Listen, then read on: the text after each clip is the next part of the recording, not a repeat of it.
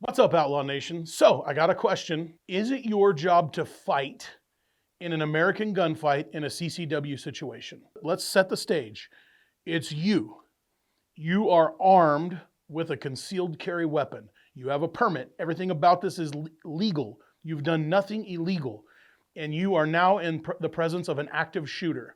Is it your job to fight?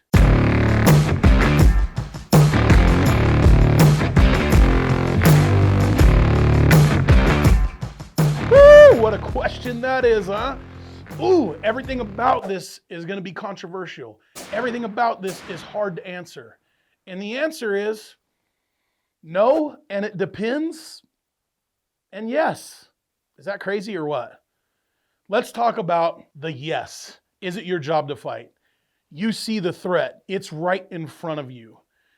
Boom, boom, boom. That threat is an active shooter. Is it your job to draw your pistol and shoot that guy? It is. It's your job. That is 100% your job. All right. Now, some of you may say, I'm really scared. All right. I want to tell you by very definition. Okay. What is courage? Courage is when you look at something and you say, I'm terrified of this, but I do it anyway. That's courage. What makes you a hero is when you're victorious in that courage, you become a hero. So, in order to be courageous, you have seen a situation, you said, I'm scared of this situation, but you forced yourself to do it anyway. And then on the outside of it, you have the chance of becoming heroic. Nobody is ever courageous, or nobody ever uses their courage to be a hero that I personally know of. I'm not saying everybody, but I've never met somebody who said, I was courageous enough to do this because I wanted the glory of being a hero. It's just the outcome of what the world says about you. A coward. A coward is somebody who lacks the courage to be able to act. So I look at a situation and I say, I'm so scared, I can't act. Literally, by definition, I'm a coward. So in everything you do in life that scares you, you're one of two things. You either have courage or you're a coward. I didn't make that up. Webster did. Go back and blame him a couple hundred years ago. Now, let's bring this back to an active shooter. When do you have courage and when are you a coward? What is acceptable, right? Number one is we want to do the best we can to save as many lives as we can, and we want to live, right? Some of us are wired a little bit different. I took an oath a long time ago that says I would give up my life for somebody else. You may not have taken that oath. Doesn't make you a bad person. But it's kind of like who we are, born and bred to be, if you took that oath. Let's put both of those out of the way and let's talk about start here. You are in an active shooter situation and there is an active shooter. If you have a gun, should you move and shoot that guy? You should. You should absolutely engage him so that it takes off of everybody else and stops him. Now this is immediate. He's right here, okay? Now, let's talk about a no. Let's talk about no, why you shouldn't do it. Maybe there are so many people in a crowd. Now, I consider myself a decently advanced shooter, but if there's 400 or 500 people in this crowd and the target is 25 yards away, man, getting a shot on him and not shooting a civilian, getting bumped around by people, having people that are running away and now they're pushing you out of the way, that may be a chance that you should probably tuck this pistol up. And if your mind is saying, I'm going to go try to stop this, run at them, right? Versus just trying to take an open crowd shot. All right, what's a depends? Here's where it depends. I'm with my family, right? I have 3 kids. I have a family. Maybe I have nephews. Maybe I have my parents with me that are old. My dad's almost 70 years old. He can't hardly walk. Okay, my first responsibility in life is to my family, okay?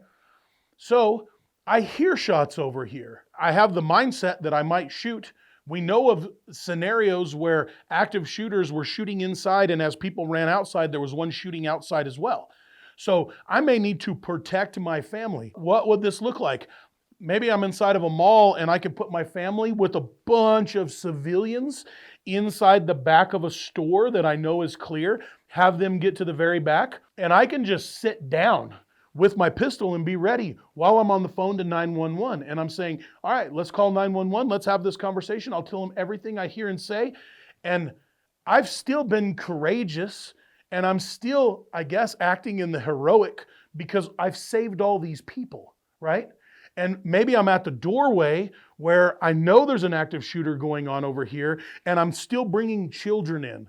Maybe it's a church and you've got a bunch of little babies that you're hiding in the back, right?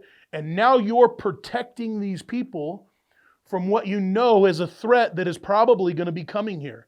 And if you took off after that threat and you got killed, or you took off after that threat and he went a different direction, you would put all these people back in danger again. There's a lot of situations that might call for you to be there or not be there. But the most important thing, I believe, is your family.